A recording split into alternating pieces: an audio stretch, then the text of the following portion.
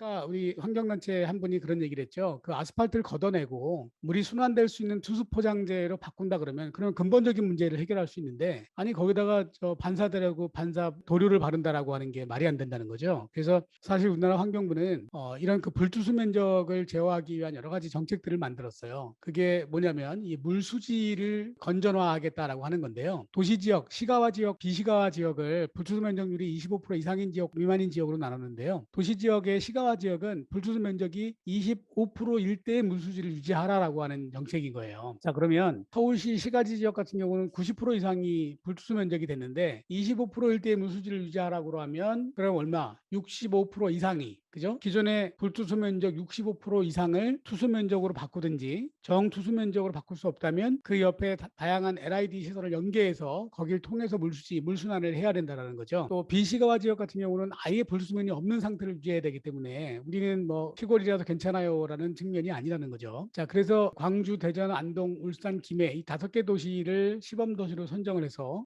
여러 가지 사업들을 현재 지금 진행하고 있는 상황이에요. 자, 그래서 이 불투수 면적과 물순환율을 관리하기 위한 그런 근거로서 환경부가 법을 제정을 했고요. 그리고 시도지사 역시 환경부 장관의 목표 달성을 위해서 불투수면 관리 및 물순환 촉진에 대한 여러 가지 사항들을 조례로 만들어서 운영할 수 있게끔 제도를 만들어 놨어요. 자, 이렇게 물순환율을 높이고 수수성 포장을 높이자고 하는 거에는 환경부가 그동안에 실험했던 여러 가지 데이터들 속에서 이제 바탕이 이루어지는데요. 비점 오염원이라고 여러분 들어봤죠? 한 점으로 모을 수 없는 널리 흩어져 있는 오염물질을 우리가 비점 오염원이라고 그래요. 점 오염원은 한 점으로 모아서 처리할 수 있는 것을 점 오염원이라고 한다면, 도시의 비점 오염원이라면 불투수 포장면이 서울시 전체적으로는 시가지에는 90% 이상이 불투수 면적이랬으니까. 자, 지난주 전국을 강타한 태풍 찬홈, 강한 비바람으로 일부 지역 가뭄이 해갈되기도 했지만 피해 역시 있었습니다. 비가 온 후에는 늘 똑같은 현상으로 몸살을 앓고 있다는 한 하천인데요. 이 심한 악취와 함께 물고기들이 죽었어요. 외부에서 흘러 들어오는 물이기 때문에 냄새가 조금 나는 편이죠. 비 오고 나가고 그 뒷날 검은 석탄 같은 게 있는 게요. 덩어리가 둥둥 떠다녀. 도대체 이 하천에서 무슨 일이 일어난 걸까요? 전문가는 하천 주변의 흙부터 살펴보는데요. 제 색깔을 잃고 까맣게 변해 있었습니다. 또 가까이 있는 오수처리 하수구도 밀접한 관계가 있다는데요. 하천으로 유입이 돼서 비점 오염에 의해서 하천이 어느 정도 좀 오염이 됐지 않았나 그렇게. 비점 오염 혹시 들어보셨나요? 비점 모임이야? 뭐 바이러스인가요? 호흡기 내 오염 같은 걸 말씀하시는 것 같은데요. 조금 생소한 단어죠. 비점 오염. 배출되는 원인 지점을 알 수 없는 오염을 뜻하는데요. 전체 수질 오염의 3분의 1을 차지하고 있다고 합니다. 비가 오면 하천 주변 지역에서 발생한 비점 오염이 걸러지지 않고 하천으로 들어오게 되는 원리인데요. 이 비점 오염은 우리 일상생활 속에서 쉽게 일어나고 있습니다. 비점 오염을 일으키는 습관 첫 번째, 브레이크를 급하게 밟을 때 생기는 스키드 마크. 이 비가 내리면 도로에 남은 타이어 분진들이 빗물과 함께 하천으로 옮겨간답니다. 이렇게 생기는 스키드 마크죠. 자동차 타이어가 마모됐다든지 비가 왔을 때 이제 유입이 되기 때문에 이런 토지 용도와 관계가 굉장히 밀접한 관계가 비점 오염 물질 당연히 있죠. 반려동물들을 산책시킬 때 나올 수 있는 분뇨, 이것 또한 문제가 될 수 있습니다. 산책 시에 위생봉투 지참은 이미 필수가 됐죠. 네네. 세차장이 아닌 곳에서 하는 세차 또한 하천의 오염원이 됩니다. 많은 분들이 무심코 하는 행동이죠. 이 길거리에서 많이 보이는 빗물바지에 담배꽁초를 버리는 행동, 또 하천과 연결이 돼 있으니까요. 주의하셔야겠고요. 빗물을 따라 하천으로 간 오염물은 심각한 환경 문제를 만들 수밖에 없습니다. 이제 하천으로 들어가게 되면 혹은 생태계를 파괴시킨다든지 그리고 식수원을 오염시키기 때문에 큰 문제를 야기시킬 수가 있죠.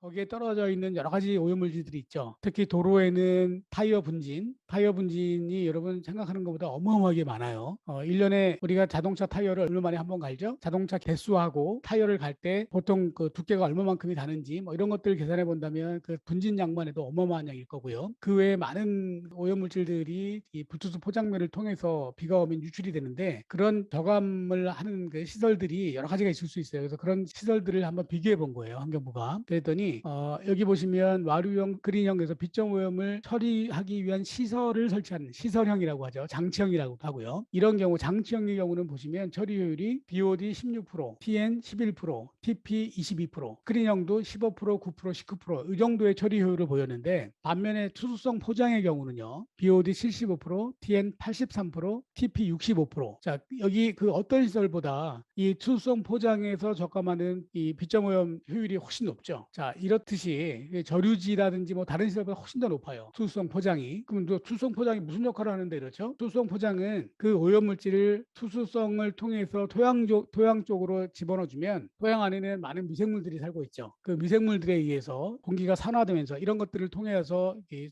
빗점 오염이 저감되는 건데 또 이런 그 저감 효율 말고도 또 어떤 효과들이 있는지 또 볼게요. 자, 일단은 뭐 빗점 오염 저감 능력은 아까 보셨던 것처럼 비용하고의 같이 한번 볼게요. 비용으로 보면 투수성 포장은 어차피 하는 거죠. 포장을 하는데 투수성 포장으로 하면 뭐 비용이 조금 더 들 수 있어요. 하지만 포장은 어차피 하는 건데 저류 연못하고 비교해 본다면 저류 연못은 세계에서 이 빗점 오염을 저감하기 위해서 1억 4,300만 원을 투자해서 했는데 효율적으로 본다면 투수성 포장의 저류 연못이 따라가지 못하죠. 또 빗물 저장 능력을 가지고 한번 비교해 봤어요. 저류 연못과 투수성 포장을 비교해 봤더니 비용은 아까랑 같고요. 보시면 침투 블럭, 투수성 블럭이 이거겠죠. 8,200톤. 그런데 저류 연못의 경우는 25,000톤. 물론 면적이 13,000제곱미터라고 하는 면적이 추가로 필요한 거예요. 이 저류 연못을 위해서. 하지만 투수 블럭 포장면은 어차피 포장을 했어야 될 포장면이기 때문에 별도의 저류 공간 13,000제곱미터가 들어가지 않았죠. 이렇게 본다면 이 투수성 포장이 얼마나 중요한 역할들을 하는지를 우리가 알 수 있어요. 이런 이유 때문에 이제 환경부가 불투수면을 관리를 하겠다. 그래서 투수면으로 바꾸고 그 투수면이 투수 능력이 유지되는 방향으로 가게 하겠다라고 하는 게 주요 정책의 방향이라는 거죠. 다음은 이제 스마트를 한번 볼게요. 여러분 스마트 워터 그리드 많이 들어봤죠? 스마트 워터 그리드를 듣기 전에는 아마 스마트 그리드라는 걸 들어봤을 거예요. 스마트 그리드는 전기 쪽에서 나온 용어인데요. 예를 들면 전기 발전에는 여러 가지가 있겠죠. 수력 발전소. 수력 발전소는 비가 많이 왔을 때 댐으로 가둬놨다가 그걸 열어줘서 하는 거죠. 근데 가뭄이 많이 들거나 이러면 물이 없으니까 수력 발전이 좀 한계가 있겠죠. 자, 또 태양광 발전은 어때요? 태양광 발전은 해가 쨍쨍 떠 있는 낮에는 되지만 밤에는 안 되죠. 뭐 이런 여러 가지 발전 요인들이 있는데 각각의 특징이 있을 거예요. 그죠? 그 특징에 맞게끔 필요한 수요와 공급을 스마트하게 연결해 주겠다라고 하는 게 스마트 그리드예요. 마찬가지로 스마트 워터 그리드도 보시면 물을 확보할 수 있는 방안, 해수의 담수화라든지 강하천, 또 지하수, 또 뭐 중수도 뭐 이런 여러 가지 물들이 물을 만들 수 있는 방안이고요. 쓰는 데는 공업용수, 농업용수, 뭐 음용수, 또 하천 유지용수 뭐 등등 여러 가지가 있겠죠. 이러한 물들을 필요한 용도에 맞는 물을 공급해 주는 것도 중요하죠. 왜?